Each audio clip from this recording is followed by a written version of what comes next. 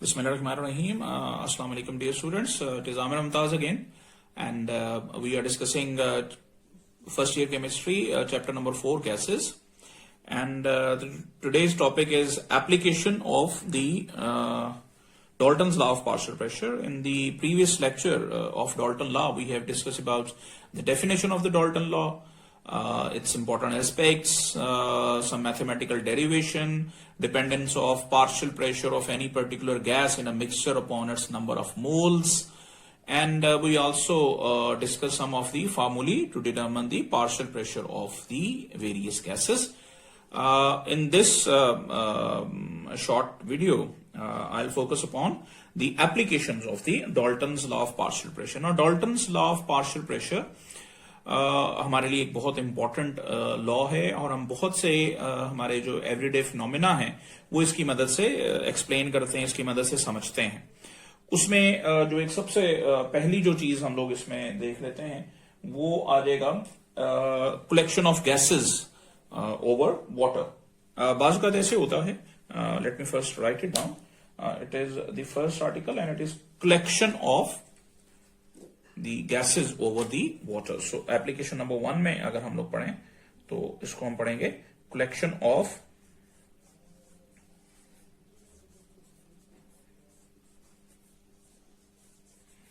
gases over water. अच्छा, अब ये हमारा एक बड़ा कॉमन सा हमारी ऑब्जर्वेशन होती है, ये हमारा यूज भी होता है, कह लीजिए कि मुख्तलिफ जो गैसेस हैं इनको जब हम प्रिपेयर कर रहे होते हैं तो ये गैसेस दरअसल हमें कई दफा वाटर के साथ हासिल होती हैं या कुछ ऐसी गैसेस होती हैं जिनको हम स्पेशली कलेक्ट करते हैं ओवर वाटर उनकी प्रिपरेशन के दौरान। ये ऐसी गैसेस होती हैं जो वाटर के साथ रिएक्ट नहीं कर सकती हैं और वाटर के ऊपर उनको कलेक्शन जो है वो हमारे लिए आसान होती है प्रैक्टिकली। इसमें हम लोग हाइड्रोजन गैस है जैसे समटाइम और ऑक्सीजन गैस वगैरह, इनको हम लोग वाटर के साथ हासिल करते हैं। अच्छा, वाटर जो है उसके वेपर्स भी जाहिर गैसियस फॉर्म में ही काम कर रहे होते हैं। तो होता क्या है कि जब हम किसी गैस को को प्रिपेयर कर लेते हैं और अब वो वाटर के साथ मिलके हमें हासिल हो रही है तो दरअसल ये गैस फिर इंडिपेंडेंट नहीं होती, बल्कि ये एक कह लीजिए कि मिक्सचर ऑफ गैसेस बन जाता है जिसमें वो गैस जो हमारी डिजायरेबल गैस है और उसके साथ साथ शामिल होते हैं वाटर के वेपर्स। ऐसी गैस को कह लीजिए कि हम लोग कह देते हैं मॉइस्ट गैस, ठीक है। अच्छा, अब जो मॉइस्ट गैस होता है वो मॉइस्ट गैस होती है बेसिकली वो क्या चीज हुई? A moist gas is a mixture of a moist gas. ये दरअसल क्या होता है? मिक्सचर होता है किस चीज का? हमारी वो गैस जो कि ड्राई गैस है, ठीक है, तो मैं इसको कह देता हूं it is the mixture of dry gas. ये वो गैस है जो हमारी डिजायरेबल गैस थी और इसके साथ वाटर के वेपर्स शामिल हो जाते हैं, तो वाटर वेपर्स ये दोनों मिलके आपस में, तो इसको मॉइस्ट गैस भी कह देते हैं, वेट गैस भी कह देते हैं, मुख्तलिफ जो मर्जी नाम दे दें इसको। अच्छा, अभी जो मॉइस्ट गैस है इसका अमाउंट अब कितनी हमें हासिल होती है इसको मेजर करने के लिए हम सिंपल एक काम करते हैं कि हम उसका प्रेशर मेजर कर लेते हैं। लेकिन ये जो प्रेशर हम मेजर करते हैं ये प्रेशर होता है pressure of the total dry gas plus water vapours, यानी दूसरे लफ्जों में यहां पर हम डाल्टन लॉ को अप्लाई करते हैं और डाल्टन लॉ के मुताबिक pressure of the moist gas दरअसल एक टोटल प्रेशर का काम करेगा और ये जो pressure of the moist gas है, ठीक है, pressure of the moist gas, तो ये कह लीजिए pressure of the moist gas दरअसल ये टोटल प्रेशर का काम करेगा और इसमें शामिल होगा pressure of the dry gas, जिसको मैं अब ऐसे लिख देता हूं, चले ड्राई गैस, और इसके साथ शामिल होगा pressure of the water vapours. अच्छा, ये जो वाटर के वेपर्स हैं इसके प्रेशर को हम नाम देते हैं एक्वस, ठीक है। अच्छा, अब ड्राई गैस और वाटर वेपर्स का प्रेशर, अब ये जो वाटर का प्रेशर है इसे हम ड्राई गैस का नाम दे देते हैं, सॉरी वाटर के जो वेपर्स हैं इनको हम एक्वस टेंशन का नाम दे देते हैं, ठीक है। तो यहां मैं लिख देता हूं कि वाटर वेपर्स का जो प्रेशर है वो क्या कहलाएगा, तो प्रेशर ऑफ वाटर वेपर्स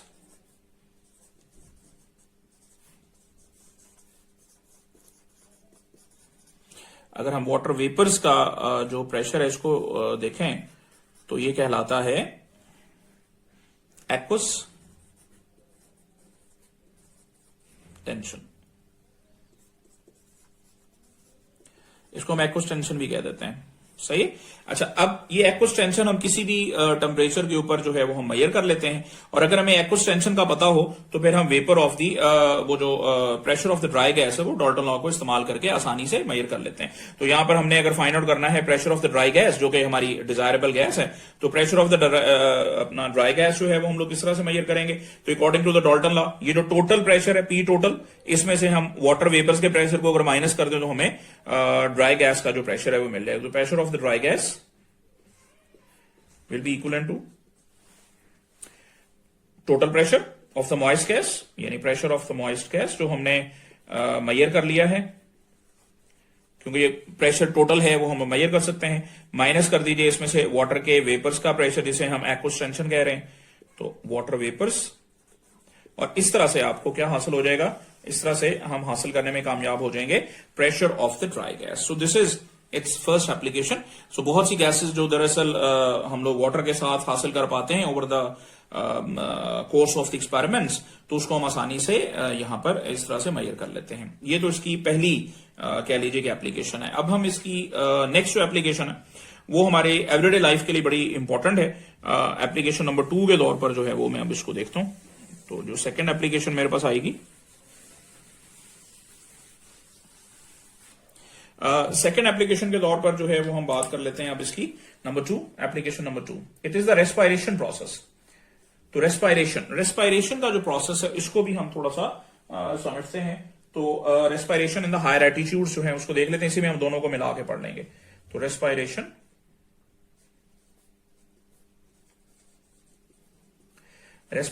का जो प्रोसेस है इसमें हम पहले इसमें हम पढ़ेंगे respiration in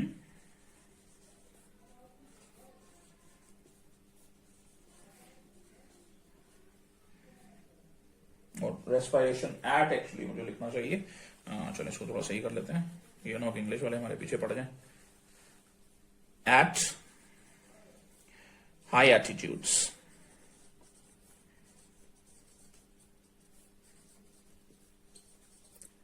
ठीक है। और दूसरे हिस्से में फिर जो है वो हम लोग देखेंगे respiration under the sea water.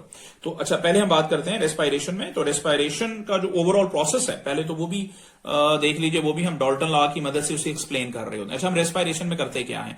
हम लोग इनहेल करते हैं ऑक्सीजन को फ्रॉम द एटमॉस्फेरिक एयर और एक्सेल करते हैं कार्बन डाइऑक्साइड को। अच्छा, अब यहां जो रूल इस्तेमाल किया जाता है, यानी हम लोग क्या कर रहे होते हैं, हम लोग देखिए वी इनहेल ऑक्सीजन, ठीक है। तो we inhale oxygen during the process of respiration. Oxygen अब हम लोग इनहेल कर रहे हैं, ठीक है। अच्छा, अब हम ऑक्सीजन क्यों इनहेल कर रहे हैं? क्वेश्चन ये है कि why do we inhale oxygen?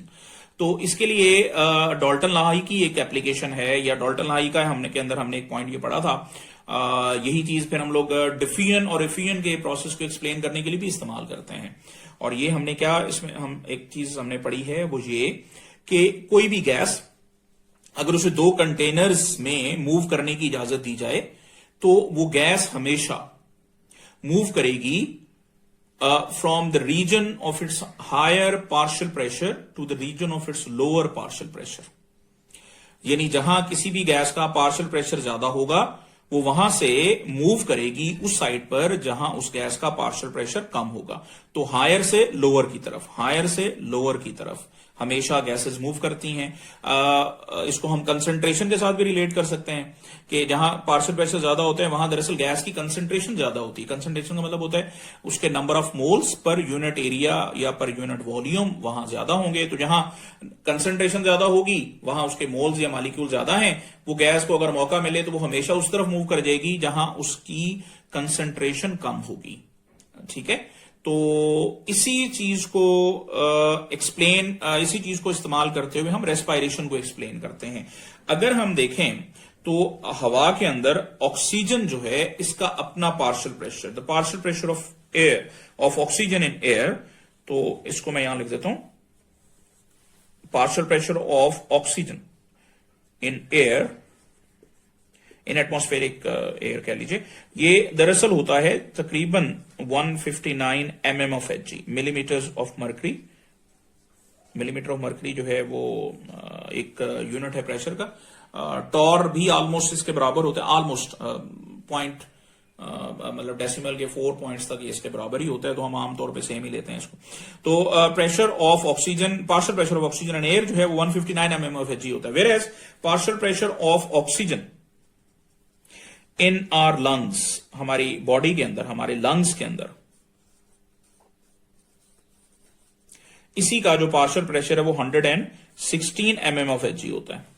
तो अब ये देखें, ये दो डिफरेंट चीजें हमें नजर आ रही हैं कि गैस का, ऑक्सीजन का पार्शियल प्रेशर हवा में जो है वो ज्यादा है और हमारे लंग्स में, हमारी बॉडी में कम है। तो इसका नतीजा ये निकलता है कि जो ही हम रेस्पायर करने की कोशिश करते हैं तो ऑक्सीजन अपने हायर पार्शियल प्रेशर यानी हवा से बाहर, हमारी एटमॉस्फेयर से उस तरफ मूव करती है जहां ऑक्सीजन का पार्शियल प्रेशर कम होता है, जो कि 116 है हमारे लंग्स की तरफ। तो इस तरह से हम इनहेल करने के काबिल हो जाते हैं।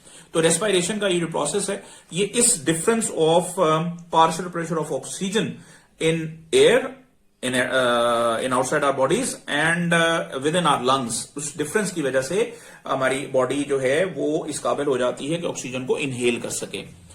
अच्छा, अब ये एक नॉर्मल प्रोसेस है और इसके लिए ये जो दोनों वैल्यूज हैं ये बड़ी इंपॉर्टेंट है, 159 एंड 116, 159 आउटसाइड और 116 विद इन आवर बॉडी। अच्छा, हमारी बॉडीज में तो ये जो है वो सेम रहता है, इसको इसके अंदर चेंज नहीं आती, नेचर ने इसको फिक्स किया हुआ है। लेकिन हमारे जो आउटसाइड है उसके अंदर एटमॉस्फेरिक प्रेशर जो है वो चेंज होता रहता है। ऑक्सीजन की जो है वो पार्शियल प्रेशर वो कम और ज्यादा होता रहता है, depending upon the environment, depending upon the condition जिसमें हम मौजूद हैं। अच्छा, अब हमने दो कंडीशन पढ़नी है। पहली मैंने ये लिखी थी, respiration of at high altitudes, बुलंदी के ऊपर जो है वो क्या होता है। अब बुलंदी से यहां मुराद ये है कि जैसे अगर आप हिली एरियाज की तरफ जाते हैं, माउंटेन्स पर जाते हैं, ज्यादा बुलंदी वाली माउंटेन्स के ऊपर जाते हैं, तो हमारे जो नॉर्दर्न एरियाज हैं उनमें भी ये चीज थोड़ी सी फील हो सकती है। लेकिन फर्ज करिए अगर आप बहुत ही बुलंदी पर चले जाएं, जैसे नांगा पर्वत की चोटी पर चले गए, जाने की कोशिश कोई कर रहे हैं, या K2 के ऊपर जा रहे हैं, तो जो माउंटेनर्स होते हैं इनको एक बड़ी प्रॉब्लम का सामना करना पड़ता है, और वो ये होता है कि हम जो बुलंदी की तरफ जाते हैं तो हवा जो है it gets thinner and thinner, इसकी डेंसिटी कम होना शुरू हो जाती है। उसकी वजह से उसका टोटल प्रेशर कम होता है और उसकी वजह दरअसल ये होती है कि उसमें मौजूद जो गैसेज हैं उनके पार्शियल प्रेशर कम होना शुरू हो जाते हैं। तो ऑक्सीजन का पार्शियल प्रेशर 159 से कम होना शुरू हो जाता है। हमारी बॉडी के अंदर 116 मौजूद है लेकिन बाहर 159 से थोड़ा कम होना शुरू हो जाता है। तो इसलिए ज्यादा आसानी से अब हम ऑक्सीजन को इनहेल नहीं कर पाते। आसानी से तब हम इनहेल करेंगे जब हम 159 बाहर प्रेशर ऑक्सीजन का मेंटेन रहे। अब वो जब उससे कम हुआ, हमारी बॉडी से तो अभी भी ज्यादा है लेकिन 159 से कम हो गया, तो वो जो रेशो है, ये वाली रेशो, ये डिस्टर्ब हो जाती है। और जब ये रेशो डिस्टर्ब होती है तो सही तरह से हम इनहेल नहीं कर पाते। तो इसीलिए पहाड़ों के ऊपर जो माउंटेनर्स जा रहे होते हैं वो स्पेशल किस्म का गेयर यूज करते हैं, यानी स्पेशल सिलेंडर्स यूज करते हैं जिनमें प्रेशराइज्ड ऑक्सीजन का मिक्सर बना के उनको दिया जाता है ताकि वो आसानी से उसको इनहेल कर सकें। यही चीज हमें और ज्यादा वाज़ेह नजर आती है और ज्यादा कह लीजिए हमें बड़ी हुई नजर आती है जब हवाई जहाज के अंदर सफर किया जाता है। तो when the passengers who are present in the aeroplane, उसके केबिन के अंदर उसके अंदर मौजूद हैं या उसके तो ये सब लोग जो हैं ये वहां तो बहुत ही कम हो जाएगा। बहुत बुलंदी के ऊपर 10,000 फीट की बुलंदी पर अगर वो जा रहा है तो वो तो बड़ा मुश्किल हो जाएगा लोगों के लिए उसको इनहेल करना, क्योंकि ऑक्सीजन की पार्शियल प्रेशर बहुत ही कम हो गई है। तो क्या किया जाता है कि हवाई जहाज के जो केबिन्स हैं, यानी जो अंदर वाला हिस्सा है जहां लोग बैठे हुए हैं, वहां पर क्या किया जाता है, वहां प्रेशराइज्ड केबिन इस्तेमाल किए जाते हैं, यानी उसमें ऑक्सीजन का पार्शियल प्रेशर हाई करके उसको मेंटेन किया जाता है 159 ताकि आसानी से उसको इनहेल किया जा सके। तो ये हायर एल्टीट्यूड्स के ऊपर हमें ये चीज करनी पड़ती है। लेकिन बिल्कुल इसके ऑपोजिट हमें नजर आता है कि जब हम देखते हैं कि रेस्पायरेशन एट हायर एल्टीट्यूड अगर ऐसे हो रहे हैं, तो अगर हम रेस्पायरेशन अंडर सी वाटर देख लें, रेस्पायरेशन अंडर जो है वो सी वाटर जो है इसको देखा जाए, तो ये जो सी वाटर के नीचे आमतौर पे कौन जाते हैं, जो स्कूबा ड्राइवर्स होते हैं, डीप सी डाइवर्स जिनको हम कहते हैं। तो रेस्पायरेशन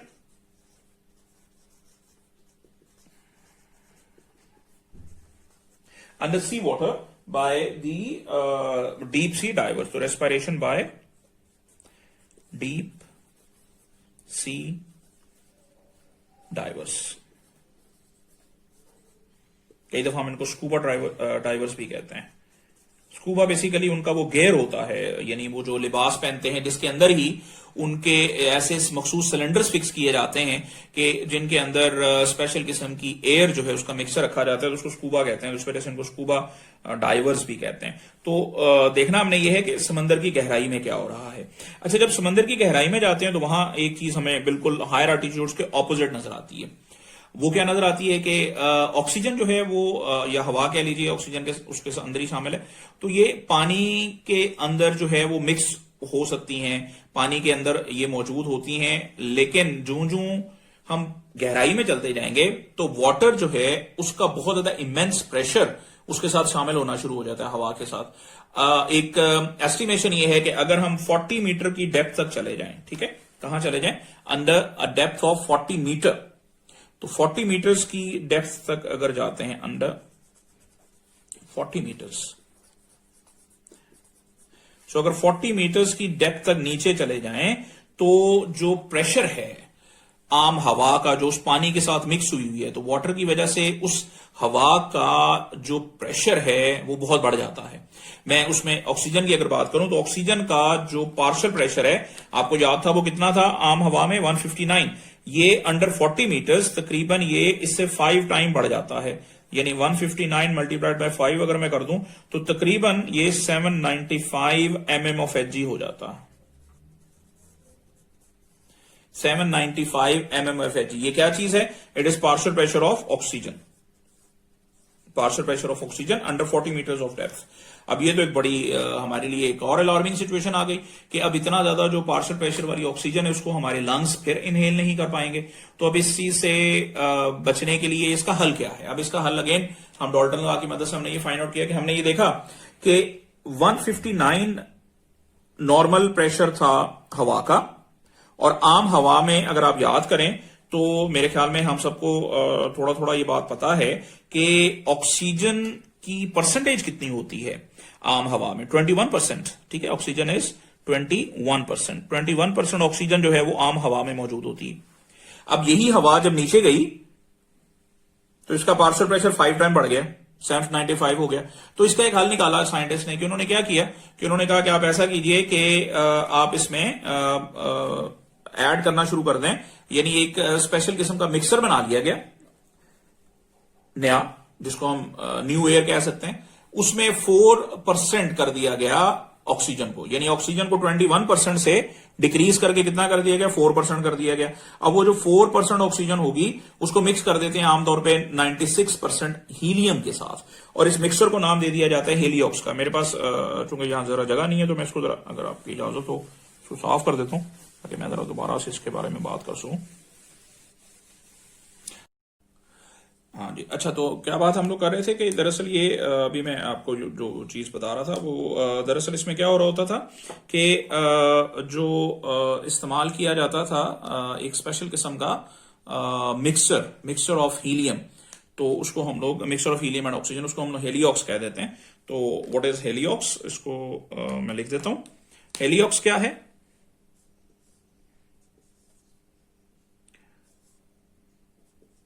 हेलियोक्स बेसिकली इसमें 96% जो है वो 96% हीलियम शामिल होता है, और इसमें तकरीबन 4% के करीब जो है वो रखा गया oxygen.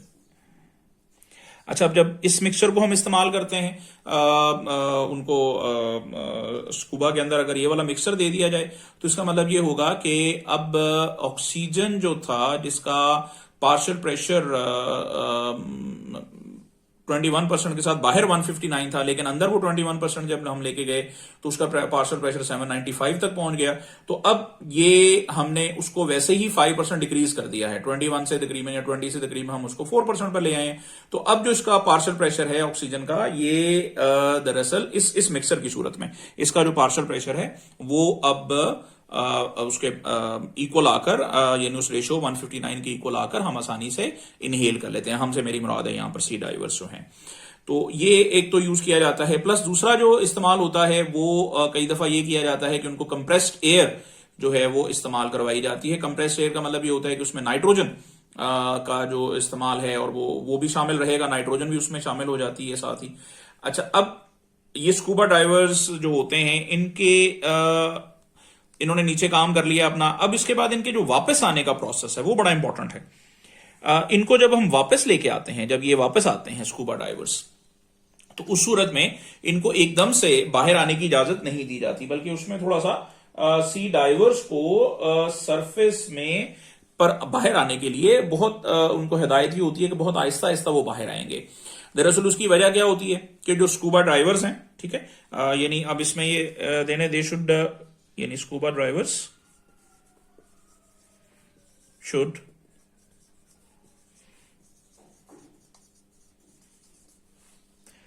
come out the sea water slowly। अब देखना ये है कि ये स्लोली क्यों हम इनको ये चीज दे रहे थे ना, तो उसी का मैं अभी आपको ये बता रहा हूं कि दरअसल उसमें क्या होता है कि इन लोगों ने जो एयर यूज की हुई थी वो दरअसल कह लीजिए कि कंप्रेस्ड एयर थी, और उसकी वजह से इनकी बॉडीज के अंदर हवा का प्रेशर जो है वो काफी ज्यादा हो जाता है। जो ही ये बाहर आते हैं तो यानी समंदर के अंदर तो उनको जरूरत थी, लेकिन जो ही बाहर आते हैं तो बाहर तो हवा का प्रेशर जो है वो बड़ा कम है उसके मुकाबले में। तो उसका नतीजा ये निकलता है कि इनके जो लंग्स हैं उनमें मौजूद ज्यादा प्रेशर वाली जो एयर है वो इनके लंग्स को डैमेज कर सकती है, तो फिर ये इनके लिए फेटल साबित हो सकता है। तो इसलिए इनको क्या किया जाता है कि इनको बहुत स्लो बाहर आने की परमिशन दी जाती है, ताकि इनकी बॉडी जो है वो आहिस्ता आहिस्ता उस कंप्रेस्ड एयर को निकाल चुकी हो और ये यूज टू हो जाए। इसी तरह से नाइट्रोजन के हवाले से भी काफी खदशात का सामना रहता है। तो अगर नाइट्रोजन जो है वो चूंकि ज्यादा गई हुई है, एक और जो चीज हम देखते हैं कि यूज ऑफ डीकम्प्रेशन चैम्बर जो है वो इसमें किया जाता है साथ, कि अगर कंप्रेस्ड एयर में जो भी इन्होंने यूज किया है, तो अगर उसमें if they contain, if nitrogen is present